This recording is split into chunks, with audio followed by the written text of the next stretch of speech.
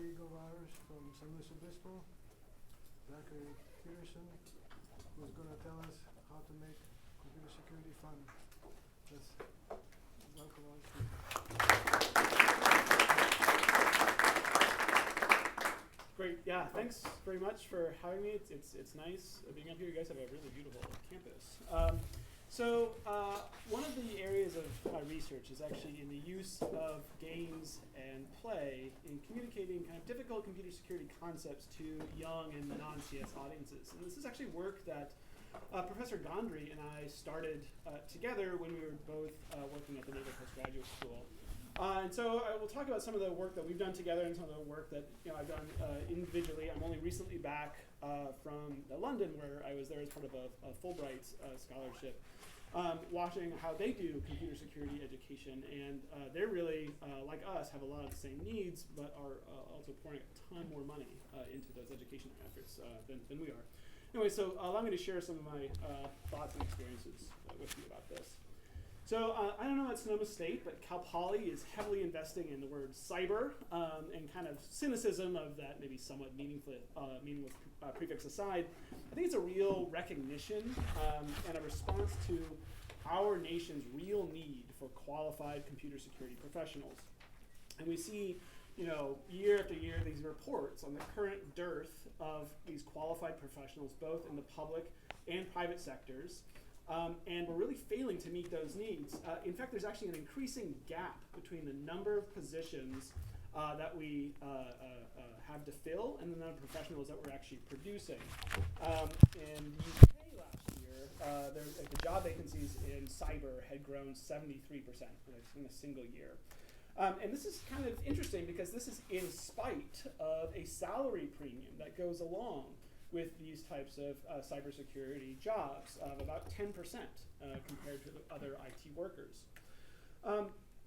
The 2014 Talby survey, which is done by the Computer Research Association, that measures, among other things, degree productions. And so they measure kind of general CS bachelor's productions, but they also measure kind of the flavor of PhDs. And then while we saw kind of a general rise in computer science degree production, there was actually a small decrease in the number of computer security PhDs we graduated, 5% to 4%. So actually the total number of PhDs that graduated in the theme or the subdiscipline of security was 4% nationwide. And perhaps maybe more worrying is that those who are graduating, both at the bachelor's and graduate levels, are not very diverse, okay? A vast majority being white and Asian males. The College Board, which as you may know, kind of measures or administers the advanced placement exams, track very similarly, both in terms of interest and in terms of demographics. Kind of what we see here is a kind of the state is a little bit old. This is almost like a decade old data. I've had a hard time finding more modern data, but I have a hard time imagining that it's made any sort of like exponential increase in the last 10 years. But yeah, again, kind of tracking both in terms of interest and those who are actually taking the CS AP exam. Okay, so we're not producing enough, but does security need diversity? If we just kind of produce more of the same, can we claim success? And I would argue no. First, I think there's a real argument as diversity, as a, or at least an argument of equality there, kind of maybe equality and fairness. And I think that resonates with a lot of people. And then second, while white males are becoming a minority in the United States, and so by not including women and other underrepresented minorities, we won't have the numbers, okay? And then third, and I think maybe most importantly, as William Wolff, who is the former president of the National Academy of Sciences, was quoted as saying the quality of engineering is affected by diversity. And I think this is particularly true in computer security because a diversity of perspective means making new connections and seeing things in unpredicted ways. And that's really important in computer security because that's how our adversaries are viewing the problem. Okay, so why is this such a problem? Okay, so for one, security is underrepresented in the US CS curricula and curricular standards. As an example, the ACM Computer Science Curricular 2013 guidelines recommend a total of 3 contact hours in information security throughout an entire undergraduate program. Okay, 3 contact hours. And where we typically see these contact hours manifested is in a technical elective that comes at the end of a long prerequisite chain seen by a subset of self-selected students. Okay, so at best, I think what we're producing are a very limited number of self-selected specialists. And I think this is truly a disservice. First, it unnecessarily constrains the student body. Okay, so security is only seen by those who are already kind of interested in security to begin with. And for those students who've already escaped the first year attrition that's seen in our discipline and typically suffered by women and other minorities. Second, upper division students have already established habits at this point. I don't necessarily mean just programming habits, although that's one of it. It's how they approach a problem. They've already kind of like built that way they think about how am I going to solve a problem. And specifically, they're not thinking about problems adversarially. How is an adversary going to break my system? Even if this wasn't the case, by the time that you are an upperclassman, you have now kind of limited your runway in the amount of time you can practice those adversarial thinking skills or secure coding habits before you go off into industry. And then third, and I think hopefully we can all agree, security just can't be a specialization anymore. You know, all of these reports day after day of cyber incidents all over the map, I think illustrate that this needs to be an essential and core component, like a core competency of any CS major, and perhaps beyond CS majors as well. Okay, so why aren't we then introducing computer security concepts in our first years, making them a requirement for all students, or even down into high school students who are clearly already making decisions about security and privacy the second that they log onto a social network or other, buy a mobile phone? Okay, well, there's some real challenges. So even though security issues permeate our day-to-day lives, there are some real technical complexities and mundane subtleties that do not immediately lend themselves to teaching these concepts to lower division college curricula. And I think exposing these same sort of concepts to pre-college students is even more complex. And I think maybe more importantly, security can make worse many of the deficiencies already identified in CS curricula. One, that it's solitary and an isolating pursuit, that it's the domain of asocial white males, that it lacks creativity, that it lacks individual expression, that it's kind of deficient of real world context, and can't have a positive social impact. Okay? But I would contend that security can inherently have all of these qualities. Okay? And I think those qualities best exhibit themselves through cybersecurity games. We've seen a recent explosion in the number and diversity of what we'll call cybersecurity games or capture the flag exercises. CTF Time, which is a website that tracks these events, reported that there were over 56 events of these last year. So that's kind of over one a week. The events range from kind of one-off asynchronous challenges to those that focus on particular skill sets like forensics or reverse engineering, to annual full simulation cyber war games like ICTF or DEF CON, where the game mechanics, the time scale, kind of technical skills necessary to participate pretty much match those skills that are necessary to do that in the real world. I think there's something really inherently satisfying about these games. I don't know if you've ever played and kind of submitted a flag and you got points. It is like very, very rewarding and kind of exciting. It's a direct application of kind of core skills and done in a really entertaining way. In fact, this is maybe one of the activities in CS that we can call social, at least as our community defines social. Okay, there are elements of competition, which I think are naturally appealing to a discipline that historically values competition, so kind of bragging rights and street cred. But are these games pedagogically meaningful, as some have claimed? Can we use them for education? Or are they simply equivalent to the upper division electives drawing only that self-selected population? Formulated another way, can these games be more? Can they help fix what's wrong with computer security education? And perhaps this would be a really boring talk if I said no. And I think the answer is yeah, I think we can use games they can be a really amazing tool. And that's been my experience. Games inspire players to challenge the limits of play, okay, by exploring the meaning and interpretation of rules. This is just like pen testing, where kind of rule testing and rule interpretation and rule breaking are all prerequisite skills to breaking into a system. Strategic thinking, identifying adversarial motivations, moves, counter moves. Okay, these are things that are all inherent in games and security engineering. So put another way, many cybersecurity concepts are game concepts. So games become a really natural vector for teaching that subject matter. So with this in mind, and support from the National Science Foundation and Google and Intel, I helped develop a new course at Cal Poly called CPE 123.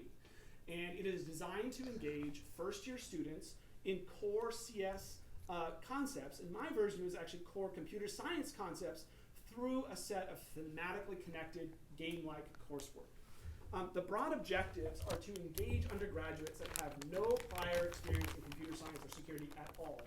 And the way we do that is by giving them authentic problems, kind of using constructivist activities. Let's go build something. And trying to demonstrate the real relevance security and computer science can have in the real world. Now, my approach is to use kind of puzzles and gameplay and team-based projects to do that. My goal is to kind of highlight the role of computer security in solving problems, to encourage students to start thinking adversarially and counterfactually. So what if I did this, what would happen? And so to this end, I built a set of a collection of kind of what I hope are accessible and really engaging computer security exercises that explore topics that I think are typically reserved for upper division students. The first students, many of the students will ever write, the first program many of the students will ever write is actually a password cracker. And it's designed to break these increasingly difficult levels of an online password manager. And I also use some sort of narrative, can you break into my online password manager that I broke, so there's some sort of sense of satisfaction for breaking beating the professor at something. It helps them further engage and contextualize the problem. If you look at kind of the simplicity of the solution, students address real security issues here. So things like amplification hardness, issues of authentication, and the limits of computing. But also it encodes many of the kind of core CS and programming concepts that we try to communicate in a more traditional programming class. Things like loops and conditionals and methods. Right? Those are all baked in. But hopefully in my approach, that it's more modest. Okay? It's more scaffolded. It's unintimidating. But maybe more importantly, it's relevant and it's really fun. The way I teach the course also naturally embeds a lot of pedagogical methods identified as important to and effective in STEM learning. These are things like reflective journaling and metacognitive exercises, asking students to think about how they thought about a problem at the end of the week has been shown to not only increase retention of that information, but to cause them to identify their own deficiencies in that knowledge. We use near-peer instruction. So this is interesting research that came out of the Harvard physics community, I believe, where they found that kind of a talking head of authority was not a good way to break down preconceived misconceptions about a particular topic. Where those notions do come down is if their peers tell them or kind of challenge those notions. And so we try to have students think, pair, share type exercises. And I also use something called process-oriented guided inquiry learning, where students take on roles within a team, they exchange those roles, and they really try to own the problem, doing a lot of self-motivated learning. Okay? All of these things have been shown to increase retention of materials and their understanding of those materials. But did it work? So we evaluated this course using mixed methodology, where we did pre and post surveys, we analyzed those reflective journals that they did, and we conducted cognitive interviews with the students at the end of the course. Our goals were to assess maybe some course-grained metrics, like was the course even fun? Okay? We also tried to measure students' attitudes towards security, towards their self-perceived success in security, and kind of something like their self-efficacy. And we wanted to essentially measure to see if, well, did our course actually build their confidence in believing that they could be computer security professionals? And overall, our results were really positive. Students described the course as fun and wouldn't have been fun if taught in another way. They really liked the kind of the cloak and dagger aspects of computer security. It helped draw them in, and some of the students reported, like, I don't think I would have returned to this problem that was really challenging unless there was some sort of like narrative element that was driving me. I really want to figure out what had happened, kind of like the conclusion to that story. And they also made some connections with real world security issues. So at the time that I was teaching first time Target had their major credit card breach. And a lot of students were like, oh, now I understand that. That was an article that I probably would have passed over normally, but I decided to read it because I want to know more about that particular topic. And I think that's really great. We measured a significant increase in both student engagement in security as a discipline. They just kind of found it more interesting overall, and in their self-efficacy and their perception of their own success in the field. And that's really important. In fact, this has been recently shown in the context of cybersecurity gaming to be the #1 predictor of selecting cybersecurity as a professional career choice. And maybe that's intuitive, right? So if you believe you can do it, you have a more likely chance of actually doing that thing. So what we want to try to do is build students' ability in believing that they can be successful, particularly in cybersecurity. At the end of the course, we also asked students if their day-to-day security behaviors have changed. And we got a lot of really interesting answers here. Some were maybe pretty natural, things like my physical security of my devices. I kind of keep my eye on them more. I put a lock code on them. We had a measured increase in kind of curiosity about how things work. So looking at the source code of an HTML or a JavaScript on a web page and how that was working, what cookies are being set, and of course kind of improving general password habits. Interestingly, there's actually a few students who did not change their behaviors, but did so more thoughtfully. So for example, we had a student who said, like, yeah, I know my Netflix password is kind of crappy, but that's okay. And here's why. Because typing a more secure password into like the mobile devices upon which I watch Netflix is onerous. Also, sharing a password with my friends is way more onerous, right? If it's more secure. So, and he also perceived that the harm from a breach would be minimal, right? So someone may kind of screw with my Netflix queue or kind of observe what I'm watching. He determined that not to be such a big deal to him. So while this may be kind of an imperfect conclusion, I think it still shows a real cognition and reasoning about a security choice, and that's really great. Like that's a real demonstration of kind of thoughtfulness and adversarial thinking, and some self-reflection about his own values, and at least the values of things that he was studying. So using games and play in the classroom, we've been able to make some small progress in increasing security, or at least improving security education at Cal Poly. But of course, this is, I don't know if it's like this at Sonoma State. Our students have to apply to a major. And so all of the students who come into computer science have already selected computer science. There's kind of no just appearing at Cal Poly without knowing what you're undeclared. So we have a real problem with kind of like selection bias. All of our students are already kind of like self-express some interest in being computer scientists. So I think we need to reach out to students at a much earlier age. And that's one of the challenges that we have when we do outreach at Cal Poly. And I think games can help here too.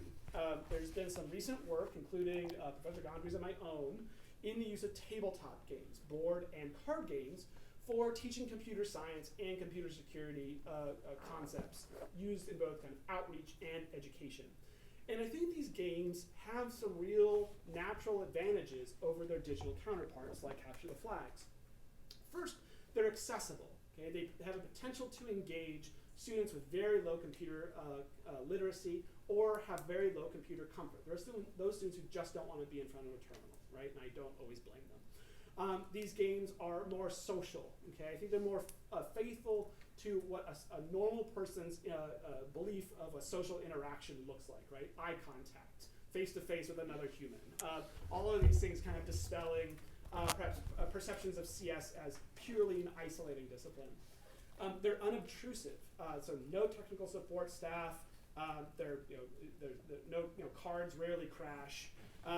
They're not very expensive to buy, and maybe most importantly, they can be deployed in the classroom really easily. So I think if you ask any elementary school teacher what's one of the biggest challenges of computing, it's actually the physical transport of students, right? To get them up from the classroom, to move them across campus, to sit them down again, to calm them down again, and then have to do it back again. That's just kind of a disruption in their day, and it gets them unfocused. If the students can stay seated, and you're like, and here's a computer science exercise, that's really helpful.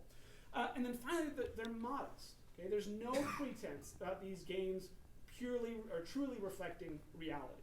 Okay, so like no one believes Robot Turtles is actually some sort of like computing program. Okay? It's clearly a game. So I think it's more transparent about its limitations while still trying to dare to reflect some real world phenomenon or to try to teach some core concepts. Professor Gondry and I created our first game, Doxed, as a collaborative board game. In this game, players assume the role of hackers, white hat hackers, tasked to retrieve a set of valuable digital assets that have been hidden adversarially in a network. Now, the game's mechanics are really strongly inspired by Matt Leacock's Forbidden Island. If you ever played that game, he actually has a number of games like Pandemic that focus a lot on collaboration. That was really important to us. The intention of Doxed is to create some sort of artificial context for discussing real ideas in network security. So we try to make a conscious effort to introduce and use appropriate terminology, security and computing terminology where appropriate. So we have simplified but evocative mechanics consistent with our real world interpretations. So hackers assume specific skills, they compromise network infrastructure tiles, they discover vulnerabilities, they use zero-day cards, and they were all to recover their stolen assets. Now this is in the face of an adversarial network administrator, kind of played by the board, who patches infrastructure, removes that infrastructure for forensic investigation, and will eventually shut down the network if the threat is perceived to be too high. With support from the National Science Foundation to develop and evaluate Doxed, we've been very fortunate to play with hundreds of students, both secondary and post-secondary students. And we found it has a real potential to start a dialogue with young audiences about the value of data, particularly digital data, things that they store and share online. We were able to use the game's limitations to show how the game deviates from reality, right? So a network topology isn't some sort of adjacency model. How 0 days work in the game, how they work in real life, and how they're discovered.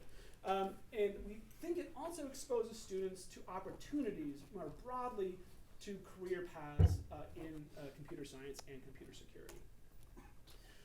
Beyond the instructor-led activities, which I'll talk about in a little bit, we think Doxed provides some real opportunities for informal learning, which is kind of learning while you're actually playing the game. Here, like invariably, when I give this lab, well, tell the students to kind of play the way I want them to play, the rules say, and then say, now you choose how you want to play this game. And invariably, students try to lay out the board in the hardest way to win possible. Okay? And the way they do this is by putting the digital asset capture points at the edge of the network and in front of, or I guess maybe behind, some of the tiles that are harder to compromise. Okay? That's really great, right? That's a concrete example of adversarial thinking, and pretty much the type of thinking that a network security engineer might do when they're designing their own topology. Here, a group of students have combined two games to do, I'm not sure what, okay? I never quite found out, but they were super excited to be doing it. And what's really nice about these types of games, analog games, unlike a CTF, is that it allows some freedom of play. Right? The students were able to create house rules and think about the game in a different way. And so that allows them to engage in that game, engage in those concepts in a way that might not be so constricted or so on the rails as a capture the flag game might be. So this is all, again, in a computer security context, which we think is really great. The assets are really generically named. Okay? Things like intellectual property, financial data, authentication credentials, and personal identifiable information. And we claim that this is intentional, that we made them generic intentionally, and we try to leverage this as a teachable moment. Okay?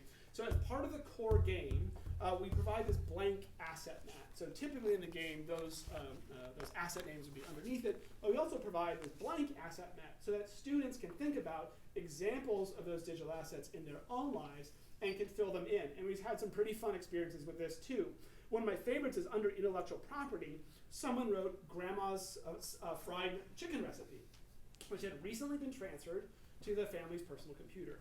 I think this is really great, right? This is some sort of like contextual connection between something that she viewed as valuable. She knew that it was kind of a family secret. It would be unfortunate if that secret were able to get out. And she also recognized her computer, her family's computer, was accessed by lots of people, and potentially computers can get hacked. So she was worried about that. She also recognized that, as something that might be intellectually important to her. So, and I think that type of connection is less likely to happen in a less playful setting. We've done some very informal assessment on docs, just basically asking some simple questions. And what we found is that students unsurprisingly find games appealing, okay? Particularly that young people like games. There was actually a more thoughtful study, not done by us, that found that docs be very suitable for classroom use. And what they cited was kind of the language neutrality. There's just not a lot of language in the game. There's not a lot of confusing terminology. It's cooperative, and so there's very little chance for students to argue with each other, at least adversarially argue. And there's kind of short, specific vocabulary that can be looked up in the context of a classroom exercise. Doxed is completely free and open source, so anyone can create and download their own versions. In fact, create their own modifications and translations. Sorry, that's really hard to see. That is our GitHub page. It's actually Professor Gundry's GitHub page. You can actually download and print your own copy as well, as this individual did, who was actually in Spain. There's actually a number of translations that have been forked as well. You can actually buy a retail quality of the game too from a place called the Game Crafter, which is a print-on-demand game publisher. I'm just so happy to live in a time when such a thing can exist. It's pretty amazing. And we sell the game at its lowest allowable cost. So we're not making any money off the game. You're basically buying the cost to print and the parts. And I think it's about $25 now. I'm proud to say that we've actually to date sold, I think this is probably closer to maybe 1,300 or 1,400 copies of the game all across the globe, okay? Mostly in the northern hemisphere for some reason. The project's website, docs.com, D0x3D, hosts a number of curriculum modules as well. So they provide guidance for instructors of all disciplines on how to have follow-on discussions about and other kind of activities using docs as a central theme. We also show how these activities map to Common Core standards. We have an example of one of those here. This is one of my favorites, which is we kind of draw a square on the board, and we list the assets in each of the corners. And then we have students try to pitch some things that, where might that thing go in this square. And so kind of invariably the first thing that gets shouted out as an authentication credential is a password. It's like, okay, so we can kind of put password up near, it's kind of more of an authentication credential than it is financial data. But maybe we can have some discussion about that too, if that password is your bank password. Anyways, we talk about, all right, well, give me an example of something that's personally identifiable. And students often say photograph, right? There's a photograph of me doing something silly, right? That kind of might harm my reputation or might be a little embarrassing for me. And I say, well, okay, that's good, but what if you took the photograph? Don't you have some rights to that photograph? And the student's like, oh, right. Yeah, right. So photos are really maybe an example of intellectual property. Because if someone stole that photo and made money off of it, that might upset me. I said, well, what if they use that photo to maybe create an ID or to somehow fraudulently open a bank account for you? Or maybe that photo's worth a lot of money. So maybe it's something, there's something financial related about that photo. And then finally, yeah, we can use our photos as part of IDs or some sort of biometric, right, facial recognition. So we write that up here, and all of a sudden, this becomes a really confusing conversation. Well, hopefully the conversation's not confusing, but the idea of well, how do I easily delimitate where this photo, where do photos go, in this collection of digital assets? And that's a great outcome if students start thinking critically about the value of digital assets, and that actually valuing these data can be really hard, and that value can depend upon the context in which that asset was used. And it's actually one of the fundamental challenges in security systems, is trying to understand what is the value of that data. And the value of that data can change completely depending upon its context. Okay. Another project I'd like to share with you is a set of kinesthetic games designed to leverage some of the same informal approaches we used with docs. Specifically, we talk about the importance of access control and the challenges of creating expressive but secure policies. So we have this thing called the Firewall game, which I'm currently playtesting as part of a multi-week summer program that we run for high school students called EPIC at Cal Poly. In this game, spies on two different teams attempt to fool gate guards on the opposing team's castle into letting them in by making false claims about their origin, their destination, and their what they're carrying, essentially their payload. The gate guards have a really prescriptive, logical control flow. A really prescriptive, logical control flow, which eventually leads them to either accept or reject that spy from the castle. And there's actually some really fun punitive measures too. So, for example, if you send spies too fast, that you can make the spies slow down by making them do jumping jacks or sing the alphabet. So, kind of like the example of a denial of service backoff.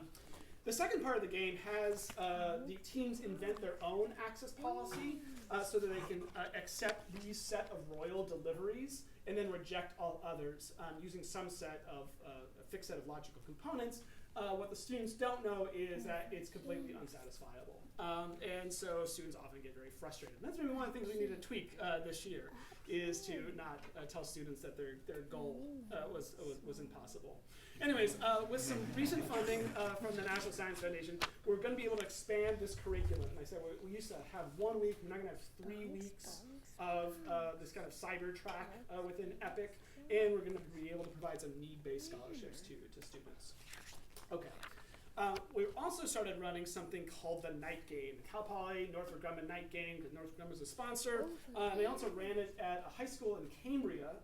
And what they are is essentially, it's like a digital scavenger hunt. There's a collection of digital and analog and kinesthetic challenges that are spread out throughout the campus. And there's kind of a scoreboard in which they interact to make progress. They need to solve different levels of puzzles. One, where is the puzzle, kind of where's the location, and then they get there and do things like solve a padlock challenge that's got a word on it. Or combo locks, or to decipher codes, or to break, I've got a bunch of Raspberry Pis that advertise a vulnerable web service over Wi-Fi. So getting students engaged in kind of some core security concepts. But it's all, I tried to make it real scaffolded too, so that there are point values that basically communicate how easy or hard this challenge is going to be. And that's one of the things I borrowed from the CTF community. Students describe this as really exciting. You can see them running around campus, panting.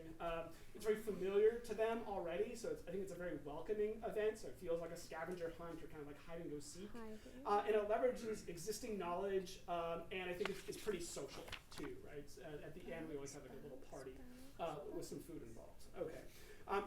This next year, I'm working to create a narrative around it. So kind of a story where students will play kind of characters within that story. That was one of the great things I got to do in London when I was there. They have a lot of what are called immersive games. One of the best ones was called Shadows over Southwark. We went to a park pretty much in the middle of the night looking for these little codex, all the while being chased by monsters. And what they told us was to wear these little amulets, the protective amulets. We were being chased by these kind of like Lovecraftian horrors. But what the amulets really were Bluetooth low energy devices. And what the monsters had were cell phones. And when they detected us, they got too close, they actually deducted points off of our scoreboard. They were sucking our soul away. So we're going to try to replicate that next year to drive engagement and to make it more welcoming and more exciting for all students. Looking forward, I hope to continue kind of build this library of games and exercises that explore security in kind of a fun and engaging way. And I kind of want to do a lot more informal things as well, maybe in kind of autodidactic things, things that students can engage in on their own, but in a really age-appropriate way. So we like interactive fiction. One of the things I came across in London too, they were really big. They were somewhat big here too, but they were really big, I guess, in the UK in the 80s, these choose-your-own-adventure games. And so what they had were variants called game books. So it was kind of like a mix of like D&D and Choose Your Own Adventures, where you kind of like roll die, you got hit points. So it's a little nerdy, but I think we can kind of take those same concepts and apply them to computer security so that people can engage in these types of concepts on their own, in their own time, right? Not necessarily in front of a faculty member. So like a good computer scientist, I bought one of these books and took out all the fun of it, and I graphed its decision trees. And so you actually find a lot of really interesting patterns where there's kind of like a thin introductory narrative. These are essentially like the 3 acts in this book. You can kind of see there's like an entry point, there's kind of some fan out, and then there's a choke point again. The other thing you can kind of see here, which I think is a common trope in these books, is a maze. And so you have like a really tightly networked set of pages, and unless you're very careful about how you map them, there's only kind of one way out. Anyways, I think there's like a real potential here to engage students. I mean, I don't know what your experience was. I had these as a kid, and I found them super fascinating in all kinds of ways. Not just to play them, but also try to figure out the start of here's the ending I want. How do I end up here in doing a little bit of reverse engineering? So I'm kind of optimistic for their success. I'm also working on, let's see, escape rooms. If you haven't played an escape room or know what an escape room is, essentially you're locked in a room, and sometimes it's thematic, sometimes it's not. You basically need to solve these set of challenges in under an hour, and your goal is to get out of that room. So it's a real exploding phenomenon. We've got a couple down in SLO. I played some in Vegas. They were really fun, but I think they naturally embed puzzle solving. And I think we can do the same thing with computer security concepts too. So I've got an idea for building a computer security themed escape room. So not only am I interested in kind of like building one as a proof of concept, I'd like to build one as like an escape room in a box.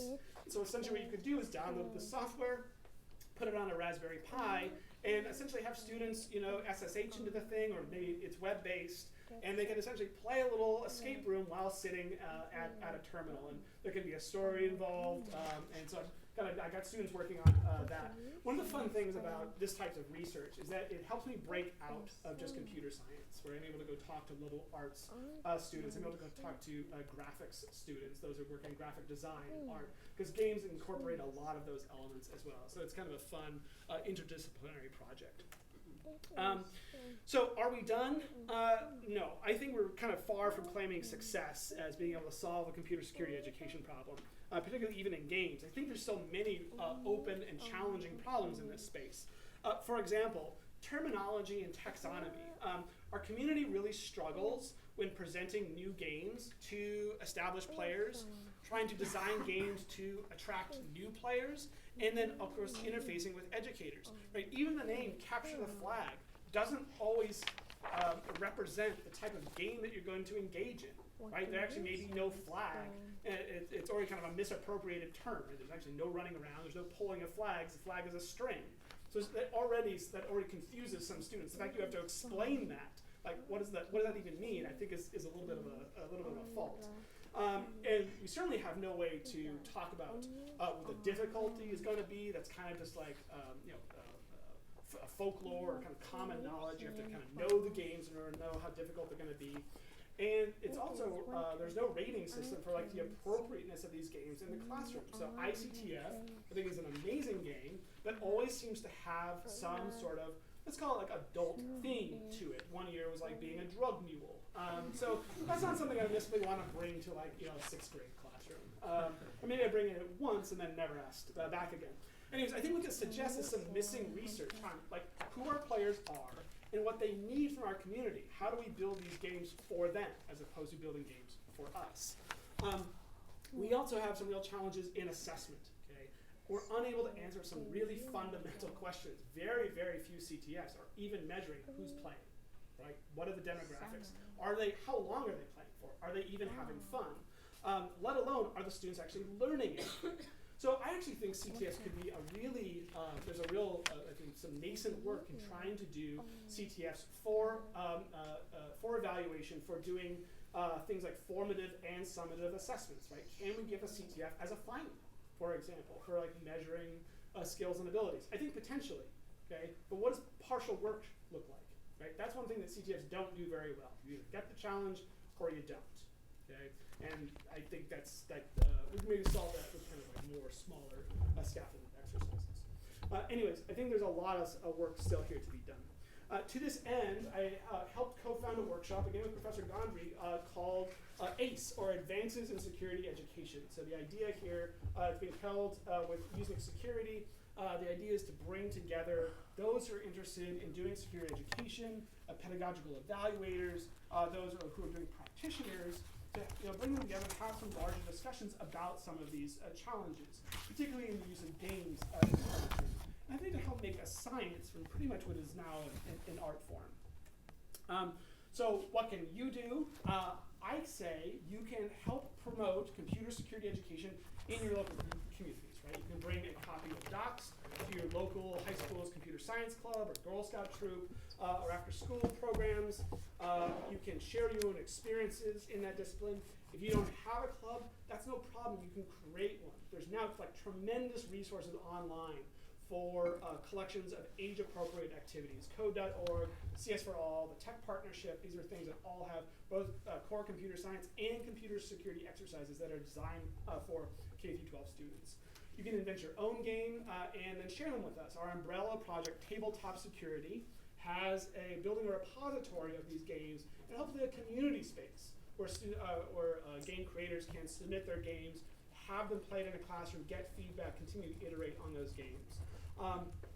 We'd love if you ran an experiment too and measure it, right? Just the simplest things to like our games, our students learning anything. Can we give pre and post assessments? What were those pre and post assessments that you gave?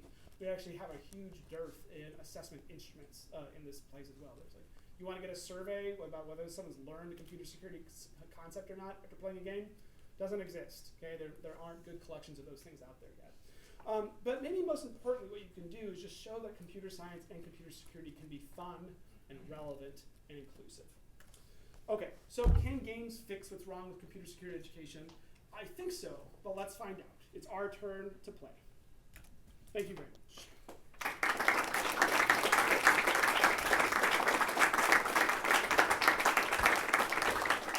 And I'm happy to take any questions. Yes, please. So I've helped out at some schools in the past doing like computer science, kind of teaching students computer science, and in my experience, a lot of the students who have some interest going in are interested in computer security, but there's a lot of like active discouragement against students going into computer security. By whom? Teachers and just like I think. Interesting. Just because, well, I think there's a stigma that all computer security is black hat, right? Right. And so if a student says, I want to learn how to hack,